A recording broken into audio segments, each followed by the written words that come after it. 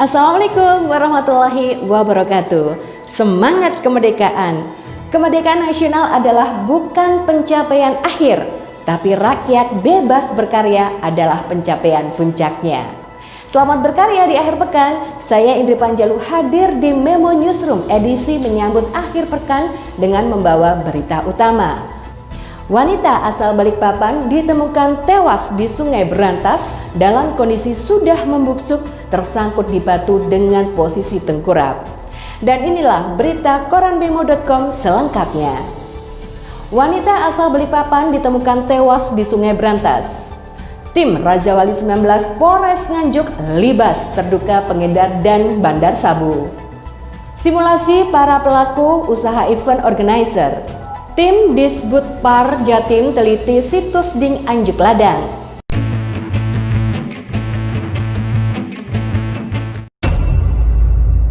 Suparmi, 60 tahun, warga Kelurahan Mangga Baru, Kecamatan Balikpapan Timur, Kota Balikpapan, ditemukan tewas dalam kondisi sudah membusuk di Sungai Berantas. Tepatnya di Dusun Purwoasri, Kabupaten Kediri, Kamis 6 Agustus sekitar pukul 2 siang.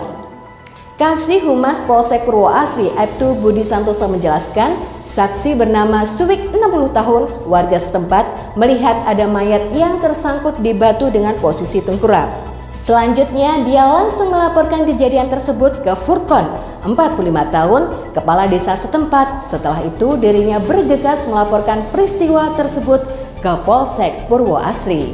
Tak lama kemudian, anggota kepolisian beserta Kapolsek Purwoasri datang ke lokasi kejadian untuk mengevakuasi mayat tersebut dibantu oleh warga setempat. Hasil identifikasi tim Inafis Polres Kediri menemukan KTP korban yang merupakan warga asli kelahiran Kediri. Saat ini korban masih di Rumah Sakit Bayangkara Kota Kediri untuk menjalani pemeriksaan lebih lanjut serta mengetahui penyebab kematiannya. Mereka menemukan barang bukti milik korban berupa satu dompet berwarna hijau serta satu lembar KTP korban, uang tunai berjumlah Rp446.500. Dua bekas narapidana napi yang pernah mendekam di rutan kelas 2 B Nganjuk dan baru bebas lantaran program asimilasi COVID-19 kini harus kembali ke balik jeruji besi. Keduanya dilibas tim Raja Wali 19 Satres Narkoba Polres Nganjuk Rabu 5 Agustus lantaran diduga terlibat dalam peredaran narkoba jenis sabu-sabu dan pil double L di wilayah hukum Polres Nganjuk. Keduanya adalah Muhammad Ifani, 22 tahun, warga desa Mungkung, Kecamatan Rejoso, Kabupaten Nganjuk, dan Purwo Adi, 45 tahun, warga Dusun Beluk, Desa Jombok, Kecamatan Kesamben, Kabupaten Jombang. Barang bukti yang diamankan dari tersangka Muhammad Ifani adalah 5 paket sabu yang sudah diranjau di sejumlah titik dengan berat kotor 3 gram. Saat digeledah di rumahnya, ditemukan lagi barang bukti berupa satu kantong plastik besar isi 14 gram sabu-sabu dan 23.000 pil double L. Kepada petugas, tersangka Muhammad Ifani mengaku jika seminggu yang lalu dia mengambil sabu-sabu seberat 50 gram dan tinggal 17 gram yang hendak diranjau sesuai pesanan. Muhammad Ifani ini menyebut jika narkoba ini diperolehnya dari tersangka Purwo Adi. Selanjutnya, tim Raja Wali 19 langsung mencari keberadaannya untuk diseret ke kantor Polres Nganjuk. Dalam penggeledahannya tersebut, tim Raja Wali 19 menemukan 4 plastik klip berisi total 1,5 gram sabu-sabu dan 1 plastik klip isi 2,5 butir pil ekstasi. Tersangka Purwadi sudah 3 kali ditangkap lantaran kasus yang sama. Meski merupakan residivis sebagai bandar narkoba, namun Grandong hanya divonis 1 tahun 5 bulan penjara dan bebas karena dapat program asimilasi bulan April 2020 lalu. Sedangkan tersangka Ifani pernah tersandung kasus yang berkaitan dengan unit PPA Satreskrim Polres Nganjuk. Dia menjalani hukuman 5 tahun penjara dan bebas lantaran program asimilasi sama seperti Grandong.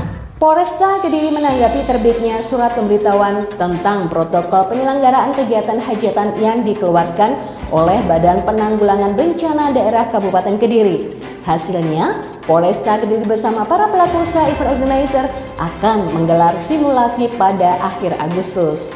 Polresta Kediri AKBP Miko Indrayana menjelaskan terkait terbitnya surat pemberitahuan ini, Polresta Kediri segera berkoordinasi dengan perwakilan pelaku usaha tersebut.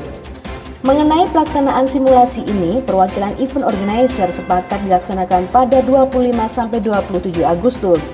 Simulasi tidak hanya pelaksanaan protokol kesehatan pada kegiatan hajatan, namun akan menjadi bahan penilaian dan evaluasi bagi forum komunikasi pimpinan daerah. Menurut AKBP Miko, SOP ini akan diberlakukan pada pelaksanaan kegiatan baik di luar maupun di dalam gedung. Dalam koordinasi yang diwakili sekitar 10 pelaku usaha event organizer, penyewaan sound system, terop, catering, dan wedding organizer, mereka meminta untuk segera dapat melaksanakan kegiatan hajatan yang menjadi sumber penghasilan khususnya di Kota Kediri. Tim dari Dinas Kebudayaan dan Pariwisata Jawa Timur akhirnya melakukan penelitian sejumlah situs yang ada di Kabupaten Nganjuk. Tim turun secara langsung ke Bumi Anjuk setelah ditemukan banyak cagar budaya yang merata hampir di seluruh kecamatan yang ada di wilayah Kabupaten Nganjuk. Tim ahli cagar budaya langsung mendatangi sejumlah lokasi situs guna melakukan pengkajian. Di antaranya situs Prasasti Demangan di Kecamatan Tanjung Anom bekas pabrik gula Juwono di Kecamatan Kertosono, Candi Banjasari di Kecamatan Gronggot, situs Mbah Duro di Desa Watu Dandang Kecamatan Prambon, bekas pabrik gula Desa Jatirejo di Kecamatan Loceret, serta Museum Anjuk Ladang Nganjuk. Dwi Supramto, Kepala Bidang Cagar Budaya dan Sejarah Disbudpar Provinsi Jawa Timur menyebut, hasil temuan cagar budaya di Kabupaten Nganjuk cukup banyak dengan jenis yang beragam. Pria yang juga menjadi anggota TACB Jawa Timur tersebut mengatakan yang menjadi persoalan saat ini adalah tidak adanya TACB di tingkat daerah, sehingga potensi-potensi cagar budaya tidak bisa segera ditetapkan sebagai cagar budaya.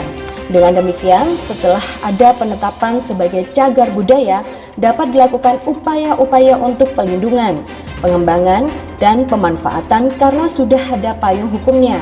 Sebelumnya, pemerintah daerah Nganjuk dapat bersinergi dengan instansi terkait untuk dikembangkan sebagai destinasi wisata budaya. Terima kasih untuk kebersamaannya di Memo Newsroom untuk edisi hari ini. Saya Indri Panjalu pamit bersama tim di koranmemo.com. Terima kasih, selamat berakhir pekan. Wassalamualaikum warahmatullahi wabarakatuh.